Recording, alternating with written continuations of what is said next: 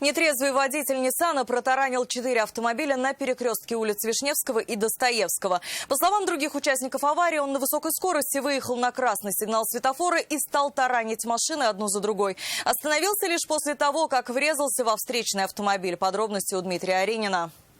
Раз хотел скрыться, поймали мы его. Убежать водителю Ниссана не дали. Вопросов у владельцев разбитых им машин было много. Они рассказали, что красный иномарка на высокой скорости выехал на перекресток улиц Вишневского и Достоевского на запрещающий сигнал светофора и тут же врезалась в Ауди, затем в Ладу Гранта. Она в этой аварии получила самые сильные повреждения. Ладу затем откинула на Шевроле. Он в меня врезается, меня разворачивает, я в ту машину попадаю. Водители разбитых машин сразу предположили, что мужчина сел за руль Ниссана нетрезвым. Экипаж ГИБДД прибыл на место за считанные минуты. Я виноват. Что вы нарушили? Я нарушил то, что поворот не говорил неправильно. То есть у вас разрешающая стрелка была, вы хотели направо идти, да? Да.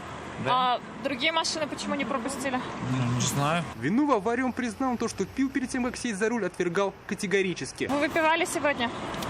Нет. Ранее не лишались прав? Нет. Мужчине предложили пройти экспресс-тест, он не отказался. Алкотестер показал, что у водителя Ниссана около 0,8 мг чистого алкоголя в литре выдыхаемого воздуха. Теперь он будет лишен водительского удостоверения на срок от 1,5 до 2 лет.